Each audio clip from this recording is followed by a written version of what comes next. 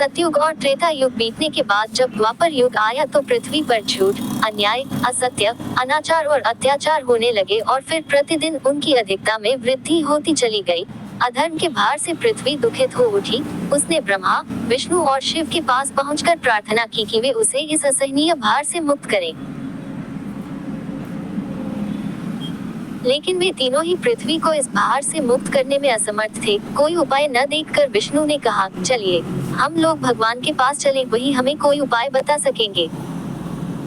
विष्णु लक्ष्मी, ब्रह्मा और शिव के साथ गोलोक में पहुंचे तो उन्होंने परब्रह्म परमेश्वर को कृष्ण के रूप में और उनकी माया को राधा के रूप में देखा। गोलोक के वृंदावन नामक सुंदर और सुरम्य वन में एक सुंदर आश्रम था। उसी के निकट एक नदी बह रही थी।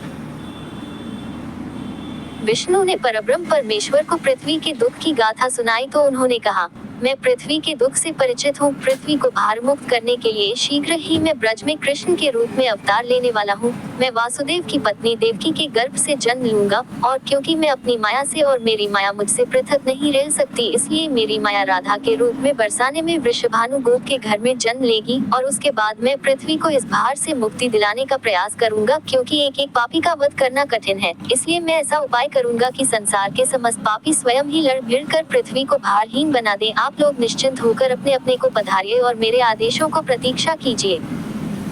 विष्णु आदि देवताओं ने परमेश्वर को प्रणाम किया और अपने अपने लोक में आकर परमपिता के आदेश की प्रतीक्षा करने लगे।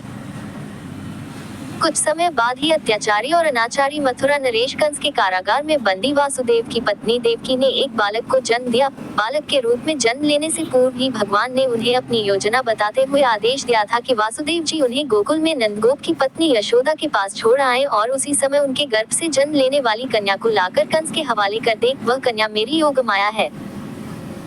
वासुदेव ने ऐसा ही किया और कृष्ण गोकुल में नंद गोप की पत्नी यशोदा की गोद में पलने लगे। उसी समय उनकी माया ने भी राधा के रूप में बरसाने के वृषभानु गोप की पत्नी के गर्भ से जन्म लिया, जिसका नाम माता पिता ने बड़े चाव से राधा रख दिया।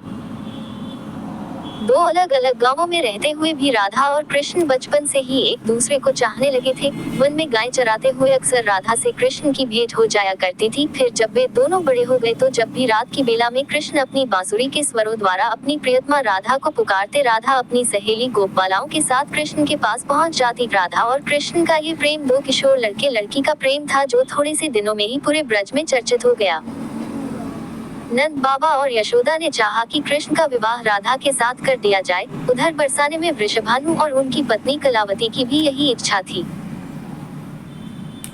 एक शुभ दिन देखकर राधा और कृष्ण की सगाई कर दी गई। पूरा ब्रज प्रदेश आनंद उल्लास भरे उत्सवों से भर गया, लेकिन उन दोनों का विवाह नहीं हो पाया था कि कंस के आदेश पर क्रूर कृष्ण को बुलाने के लिए मथुरा से वृंदावन पहुंच गए और अत्याचारी कंस तथा राक्षसी स्वभाव वाले उसके अनुचरों का वध करने के लिए कृष्ण को बलराम के साथ वृंदावन छोड़कर मथुरा जाना पड़ा। और मथुरा में कंस आदि का वध करने के बाद मथुरा राज्य की सुरक्षा के उत्तरदायित्व ने कृष्ण को इतना उलझा दिया कि वह चाह कर भी वृंदावन नहीं जा सके। अपने जामाता कंस के वध का बदला लेने के लिए उसके ससुर जरासंध ने अपनी विशाल सेना के साथ मथुरा को घेर लिया, लेकिन कृष्ण और बलराम ने अपने पराक्रम से जरासंध और उसकी विशाल सेना को पीठ दिखाकर भागने पर विवश कर दिया।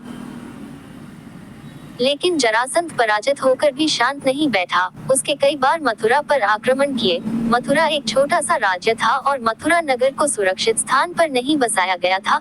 अतः कृष्ण ने मथुरा छोड़कर अन्य कहीं जाने का निश्चय कर लिया और जरासंध की विशाल सेना के बीच से मथुरा वासियों को सुरक्षित निकालकर हजारों योजन दूर भारतवर्ष के पश्चिमी सागर तट पर ले गए और द्वारका नगर की स्थापना करके एक शक्तिशाली यादव राज्य स्थापित कर दिया। अक्रूर के साथ मथुरा छोड़कर आने के बाद कृष्ण और राधा का मिलन फिर कभी नहीं हुआ, लेकिन वे आजीवन एक दूसरे को भूल नहीं पाए। वैभव संपन्न द्वारका में अनेक सुदन पत्नियों का प्यार पाकर भी वह राधा के प्यार को नहीं भूल पाए। और संसार आज भी राधा कृष्ण के प्रेम को एक आदर्श प्रेम के महान तथा अमर प्रतीक के रूप में याद करता है। उनकी मूर्तियां भारत के मंदिरों में ही नहीं, विदेशों में भी अनेक मंदिरों में प्रतिष्ठित हैं और लोग बड़े भक्ति भाव से उनकी पूजा आराधना करते हैं।